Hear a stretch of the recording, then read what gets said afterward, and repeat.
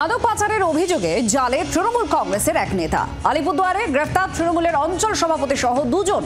গোপন সূত্রে খবর পায় পুলিশ, তারপরেই হাতে নাতে গ্রেফতার করে পুলিশ। উদ্ধার হয়েছে 52 গ্রাম ব্রাউন সুগার।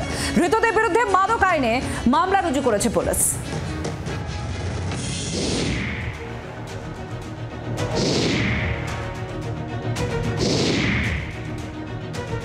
আলিপুরদুয়ারে 2 নম্বর ব্লকের ডাবরি পঞ্চায়েতের তৃণমূলের অঞ্চল সভাপতি বিষ্ণু রায়, তার স্ত্রী লিপিকা রায় মাঝের ডাবরি গ্রাম পঞ্চায়েতের সদস্য। এই তৃণমূল নেতা দীর্ঘদিন ধরেই এলাকায় মাদকের ব্যবসা করতেন বলে অভিযোগ। তার বাড়ির সামনে তৃণমূলের দলীয় কার্যালয়ে মাদক সেবন চলত বলে অভিযোগ।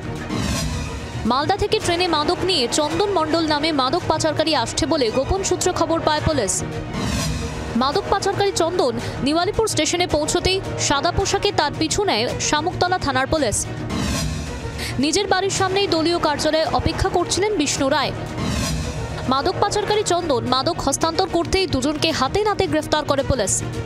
শুধু আলিপুরদুয়ার নয়, উত্তরবঙ্গে প্রায় সব জায়গায় এই সমস্ত জিনিসগুলো গজে উঠছে। আর সেখানে তৃণমূলের নেতাদের শুধু মদত নয়, সরাসরি তারা যুক্ত আছে, সেটা বারবার প্রমাণ হয়েছে। তার জন্যই তো মানুষ এর বিরুদ্ধে রুখে দাঁড়িয়েছিল। খুব দুঃখের, খুব লজ্জার যে দায়িত্বশীল ব্যক্তি যারা সমাজ গড়বে তারা সমাজের যদি এরকম কাজ করে থাকে, এটা আমাদের সকলের জন্য দুঃখ। দল এগুলোকে বরদাস্ত করে না। আর অপরাধীদের আইনি ব্যবস্থা আছে, আইনি ব্যবস্থার মধ্যে প্রশাসন আছে, তারা যা ব্যবস্থা করবে তাদের ব্যবস্থা করবে, দল পাশে থাকবে না। ধৃত তৃণমূল নেতা ও মাদক পাচারকারীর বিরুদ্ধে মাদক আইনে মামলা করেছে পুলিশ। আলিপুরদুয়ার থেকে তপন দেবের রিপোর্ট, জি 24 ঘন্টা।